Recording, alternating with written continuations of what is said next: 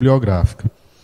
Para esse momento importante da vida acadêmica de Matheus hoje, teremos, compondo a banca examinadora, a doutora Carla Mariana Silva, do PPG Agro, né, Programa de Pós-Graduação em Agronomia, doutora. E o doutor Elton de Souza Silva, da Embrapa Semiárido. Este irá participar de forma virtual. Tá certo? Desde já eu agradeço a disponibilidade, doutora Carla, doutor Elton, em participar desse momento aqui conosco. Tá certo? E, sem demora, a gente passa a palavra agora para Matheus, para a sua apresentação, né? Certo. Dizendo que você tem até 30 minutos para fazer sua apresentação, com tolerância aí, né, de 5 para mais ou para menos. Ok? Certo. Olá, boa tarde a todos. Meu nome é Matheus Faustino, como vocês me conhecem. E hoje venho apresentar meu trabalho de conclusão de curso como uma das etapas, né, para a obtenção do título de engenheiro agrônomo. O meu trabalho tem como intitulado Características Pedológicas, né, e Estratégia de Convivência com a Semiaridez em Riachão PB, uma revisão bibliográfica orientado pelo professor Rodeilton. Eu escolhi esse tema por se tratar de algo que é marcante, né, do semiárido, e também por falar um pouco da minha cidade, que é o local que eu cresci, né, e que eu dei os meus primeiros passos. E com isso, né, a gente traz o semiárido brasileiro. Bem, o semiárido brasileiro é marcado por uma precipitação, né, bem marcante, com baixos índices pluviométricos e uma alta insolação, sendo características. Mas o que faz uma área, um município, né, ser inserido no semiárido, ele fazer parte do semiárido? Ele precisa estar em pelo menos 2 destes 3 critérios que eu trago aqui, né, que é ter precipitação anual menor ou inferior a 800 milímetros, ter um déficit, né, um índice de aridez menor ou igual a 0,5% e um déficit hídrico diário, né, maior ou igual a 60%. Essas são as características que englobam, né, os municípios no semiárido. E Costa, né, 2021, traz que 90,91% da área da Paraíba, né, o que corresponde a 194 municípios, integra o semiárido paraibano. Você vê que uma grande parte, né, do território paraibano está no polígono das secas, no semiárido. E Riachão, né? O Riachão se encontra dentro do semiárido por esses 3 critérios, né? Tanto de precipitação anual, quanto o índice de evapotranspiração. E Araújo, né, aponta que o semiárido paraibano deve ser analisado, né, de forma íntegra, considerando clima, relevo, vegetação, solos e práticas sociais. Por quê? Porque apesar de ser uma área do semiárido, cada região, cada município, ele tem características de solo, de relevo, que vão ser definitivos, vão ter que ser considerados de maneira íntegra para você manejar ele de uma maneira mais eficiente, né? E a centralidade da pedologia, né? Um recurso essencial. O solo sustenta a produção agrícola, a vegetação nativa e a infiltração de água e a ciclagem de nutrientes, para você ver como é a importância, né, desse recurso essencial para a vida. A diversidade pedológica, né? Araújo Filho, ele traz que os solos do semiárido variam de rasos a profundo e de arenosos a argilosos, né? Tendo uma variação grande desses solos que são incluídos no semiárido. E a sua vulnerabilidade, né? Macedo traz que determinados solos do semiárido, né, apresentam maior vulnerabilidade à degradação quando manejado sem práticas conservacionistas, né? Ou seja, se você ficar só trabalhando nesse solo, sem ter um manejo de cobertura, tendo só plantando e colhendo todo ano, você vai exaurir, podendo levar esse solo a ter características muito destrutivas e, ao passar do tempo, você não vai conseguir cultivar, né, de maneira eficiente. E o nosso objetivo geral, né, que é analisar, por meio de uma revisão bibliográfica, as características pedológicas do município de Riachão, a sua relação com estratégias de convivência com o semiárido, considerando o manejo sustentável do solo, a conservação de recursos naturais e a adaptação, né, das práticas produtivas às condições ambientais locais. E nossos objetivos específicos, né, que vão desde identificar as principais características pedológicas do semiárido paraibano, com ênfase nas potencialidades e limitações do solo. Depois, a gente vai descrever, né, as estratégias de convívio com a semiaridez, aplicáveis ao contexto rural de Riachão PB, né, considerando a conservação do solo, a captação de água, o manejo agroecológico e as espécies adaptadas a essa região do semiárido, né. E, por fim, a gente vai discutir a importância do conhecimento pedológico para planejamento agrícola, ambiental e social em região de semiárido, né, para que essas tecnologias sejam eficiente nesse contexto. A nossa metodologia, né, foi marcada por, primeiro a gente definiu um tema, fez sua busca bibliográfica, seguida de uma leitura crítica, onde a gente faz uma análise dessas informações para a escrita posterior. Foi uma abordagem bibliográfica, né, qualitativa, exploratória e descritiva, com produções dos últimos 5 anos para fazer essa análise. Nossa base de consulta foi o Google Acadêmico, Cielo, Portal CAPES, BDTD, Infoteca Alice Embrapa e repositório, né, de instituições de universidades brasileiras. As palavras-chave de buscas foram características pedológicas, solos do semiárido, Riachão PB, manejo e conservação do solo, convivência com a semiaridez e agricultura familiar no semiárido. Foram analisados artigos, capítulos de livros, publicações técnicas, trabalhos acadêmicos e materiais institucionais relacionados à pedologia, né, caatinga e agroecologia e técnicas, né, hídricas sociais. Primeiro, aqui a gente vai para os resultados, né, que a gente conseguiu observar nessa revisão. Primeiro, a irregularidade pluviométrica, né? Segundo Francisco e Santos, 2017, chuvas concentradas em poucos meses, seguida de um longo período de estiagem, algo que é bem marcante, né, do semiárido. Essa chuva concentrada em poucos meses do ano, principalmente no Riachão, onde as chuvas são concentradas de fevereiro e variando até julho, que é algo bem marcante da região, tendo uma precipitação. E a evapotranspiração, né? A alta precipitação, a chuva cai e logo retorna à atmosfera. Por quê? Porque a insolação é tão forte que essa água que é precipitada logo retorna à atmosfera. E segundo, né, Nascimento em Medeiros, 2022, secas anuais e plurianuais são fenômenos recorrentes no polígono das secas, né? Essas secas são constantes no semiárido, então por isso que são necessárias maneiras de mitigar essas secas, né? Você conseguir produzir sem ficar tão exposto a intempéries climáticos. A diversidade pedológica do semiárido, né? Araújo Filho traz que os solos do semiárido variam desde rasos até profundos, de arenosos até argilosos, né? Resultando em uma alteração entre clima, material de origem, e resulta, né, no tempo de formação, né? A maioria possui caráter eutrófico, né, que é uma alta saturação por base, que é algo muito benéfico, pois esses solos vão ter uma nutrição lá em cima, mas em contrapartida, sua parte física, né, tem limitações relevantes. Os principais solos, né, encontrados no município de Riachão são o neossolo lítico, os luvissolos e os planossolos.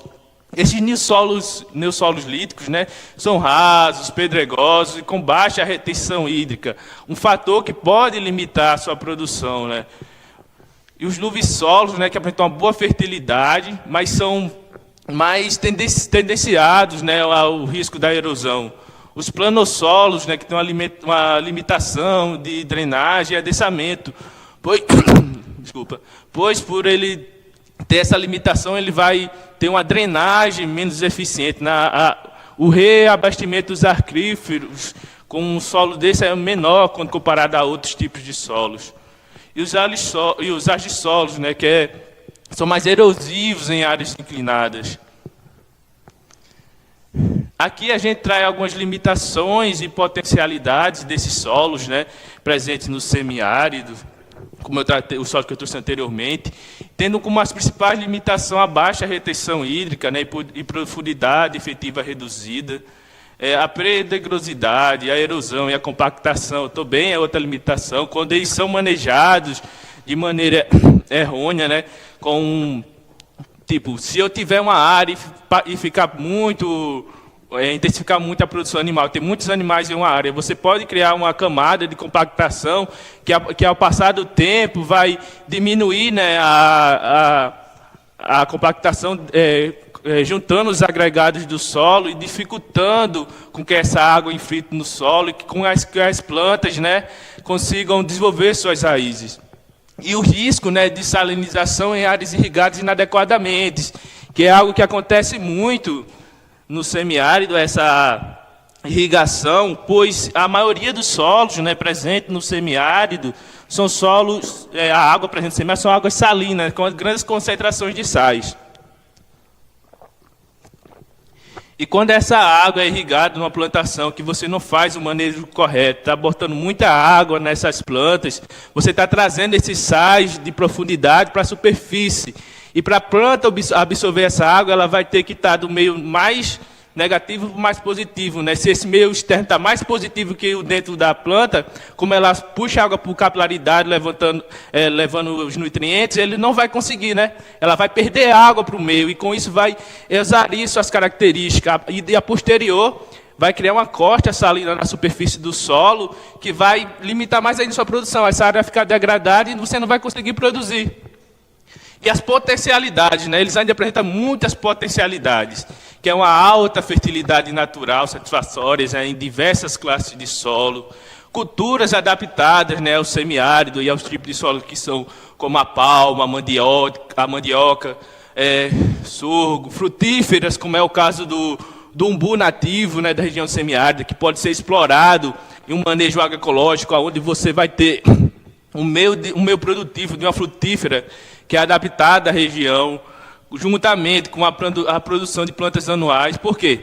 Se eu tenho uma área, né, agroecológica, eu estou fazendo uma ciclagem de nutrientes, né, porque essas plantas maiores vão pegar os nutrientes que estão em profundidade, vão exportar para suas folhas e depois elas vão cair sobre o solo, criando uma camada orgânica, onde você vai disponibilizar novamente esses nutrientes à planta que estavam em profundidade, né? E esse manejo agroecológico, você vai conseguir produzir várias espécies durante todo o ano, que é algo que eu gosto de falar muito, que o agricultor tem que diversificar, né, sua produtividade dessas áreas, nessa agricultura familiar, para conseguir todo ano ter algo diferente para poder sustentar, né? Produzindo uma fruta, uma galinha, uma mandioca, a palma, que vai servir de alimento a posterior para o seu rebanho.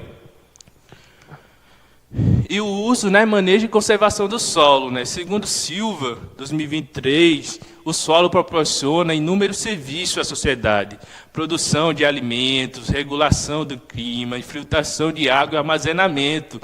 Uma característica importante, né, da caatinga, que é presente na região do semiárido, é o fato dela ser um excelente sumidouro de carbono, né? Porque, por se tratar de uma floresta xerófita, né, onde ela perde suas folhas no período da seca, ela vai repositar nessas folhas sobre a camada superficial do solo, e quando começar o período de chuva novamente, ela vai rebrotar, sequestrando assim mais solo, mais carbono, fixando no solo, né? Uma característica fenomenal da nossa caatinga, que sendo uma única no mundo, né?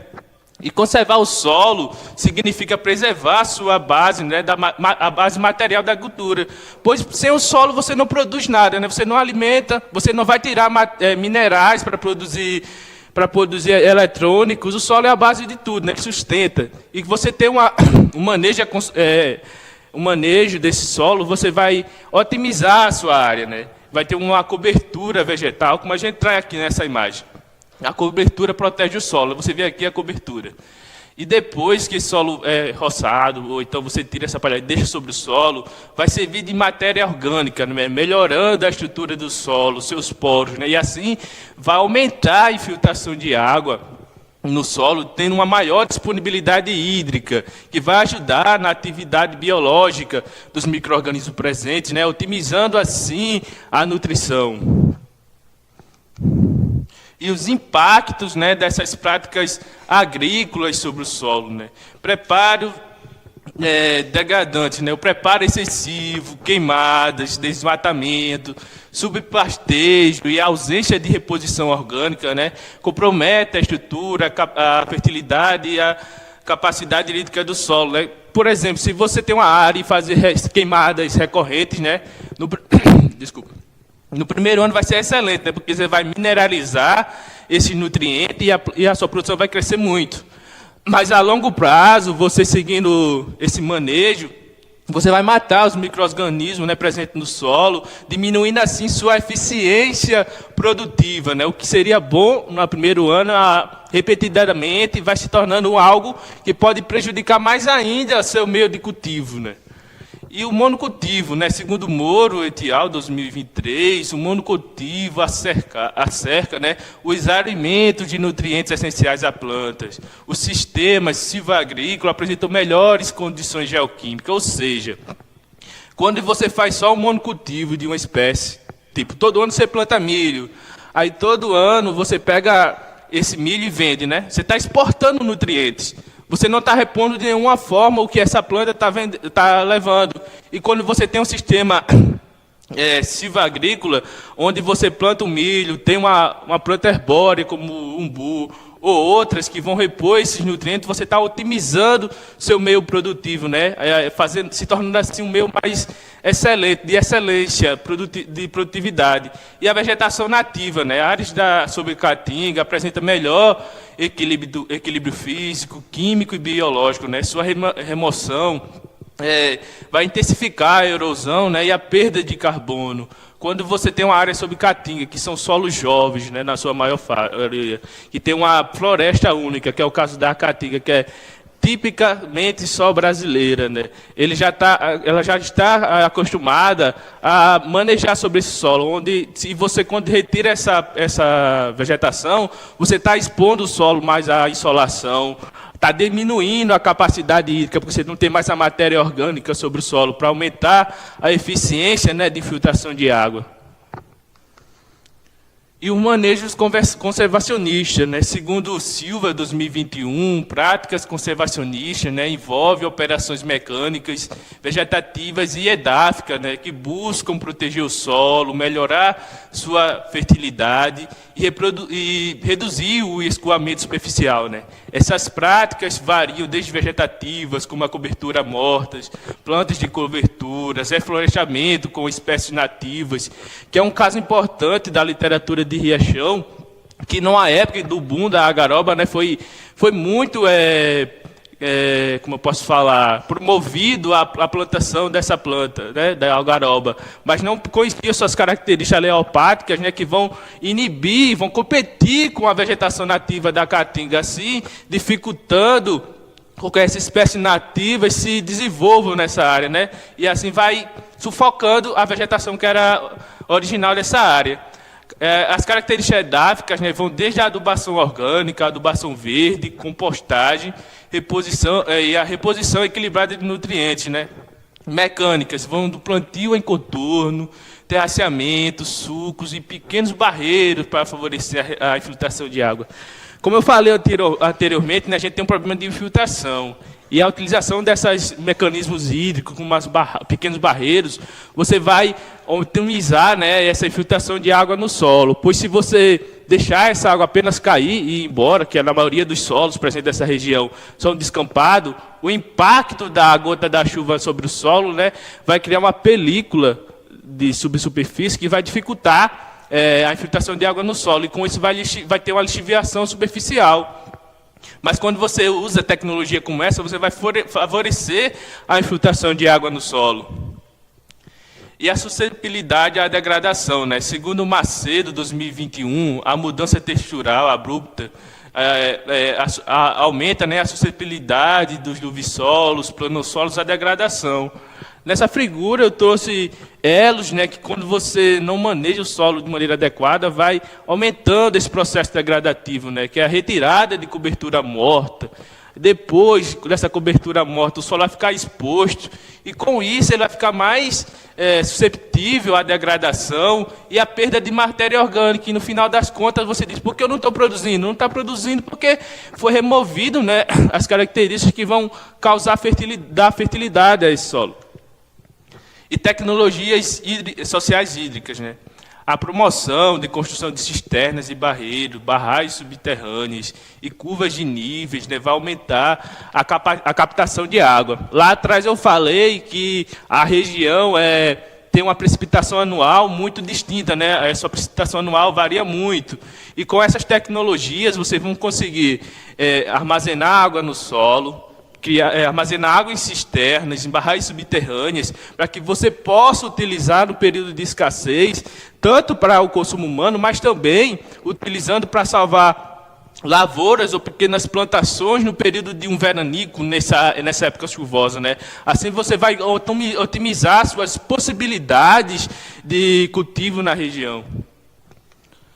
E a síntese do resultado, né? Ao fazer esse levantamento bibliográfico, a gente fez uma síntese que foi: o solo e o clima são interdependentes, né? As características pedológicas de Riachão devem ser interpretadas a partir das irregularidades pluviométricas, da evapotranspiração e da presença da caatinga, né? Fatores que são essenciais para você propor políticas públicas para otimizar a produção nessa área, juntamente com limitações, né, que a gente pode observar que essas limitações não significam inviabilidade, né? Solos do semiárido apresentam potencial produtivos quando manejados com a base de critérios técnicos e ambientais. Se você adequar as tecnologias que estão presentes, utilizando de uma maneira eficiente, você vai produzir de uma maneira satisfatória, de uma maneira sustentável com o solo e com os recursos naturais que estão em sua volta.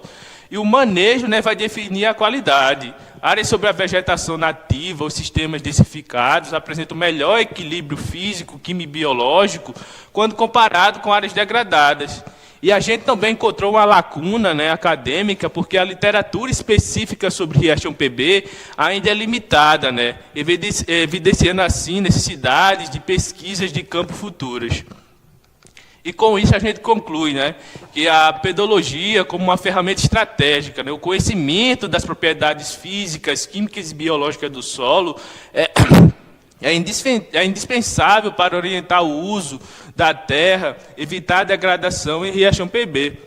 E a interação solo-água, né? As tecnologias hídricas associadas à conservação do solo reduzem a vulnerabilidade das famílias rurais diante disso. E com isso a gente pode potencializar a agricultura familiar, que é a base da economia das agriculturas presentes nessa região, né? Auxiliando ele com assistência técnica de qualidade, voltada ao que seja economicamente viável para esses produtores, porque não adianta a gente implementar algo que seja de alto custo e que seja impossível dele implementar na sua área. Essas são as nossas referências e muito obrigado.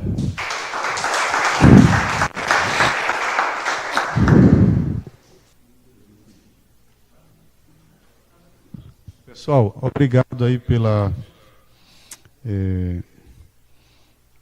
saída, né, temporária e o retorno de vocês a esse espaço aqui. Ocasião em que eu vou ler a ata do julgamento aqui do trabalho de conclusão de curso, né, do Matheus Faustino. Ata da reunião para exame e julgamento do trabalho de conclusão de curso, intitulado Políticas Pedológicas e Estratégias de Convivência com a Semiaridez em Riachão, Paraíba. Uma revisão bibliográfica. Defendido de forma presencial pelo aluno Matheus Faustino da Silva, matrícula 2020 006 29 22, concluinte do curso de agronomia, como requisito para a obtenção do título de bacharel em agronomia.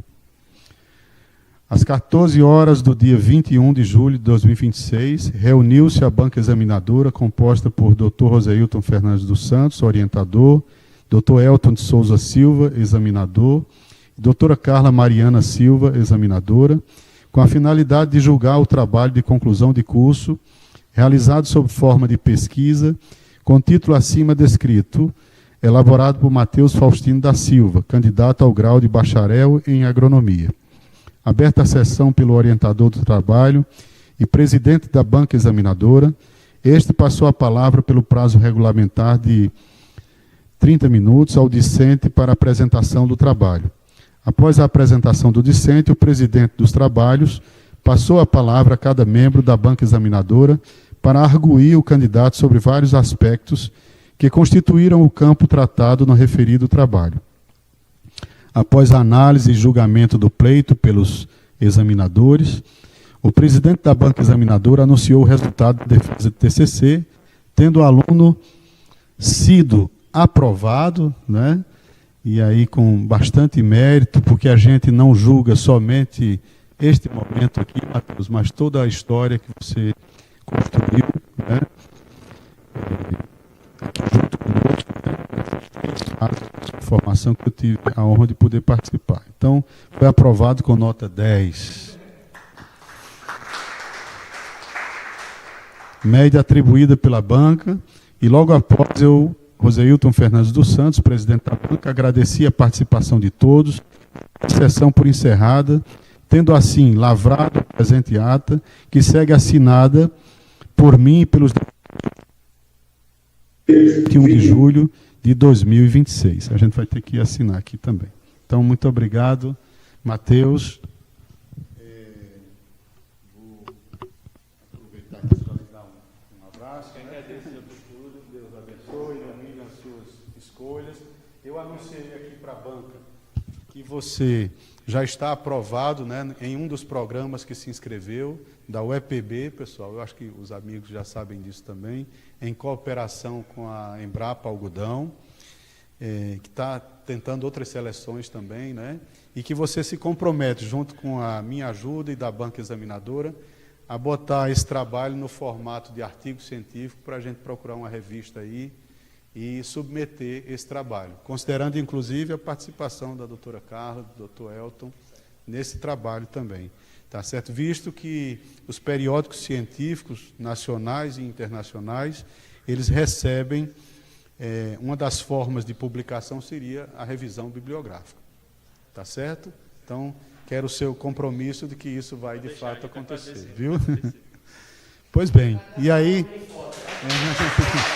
eu vou, nesse momento agora, passar a palavra para o Matheus, para ele fazer os agradecimentos dele, o que ele quiser. Boa tarde a todos, né? Nesse momento eu queria agradecer primeiramente a Deus, né, pelo dom da vida e pela oportunidade de estar aqui hoje, e agradecer também, né, ao professor Roseilton, a banca que esteve aqui presente, por toda a dedicação ao longo da minha trajetória acadêmica, me dando oportunidades para eu me formar com a pessoa que sou hoje. Agradecer a meus pais, né, Lineuza, Paulo, por ter me dado, né, a dom da vida e poder chegar aqui hoje. Eu dou graças a vocês por tudo que me ensinaram, a minha família, meus avós, meus tios, minhas tias. Todo mundo tem um espaço muito grande no meu coração, a Nayara, a Ronaldo, a cada um. Se eu falar o nome de todo mundo, eu passo a tarde todinha aqui. Mas eu agradeço de coração tudo que vocês fizeram e fazem por mim. Agradecer ao pessoal que está aqui presente hoje. Vocês fizeram parte dessa trajetória aqui em Areia. E muito obrigado a todos.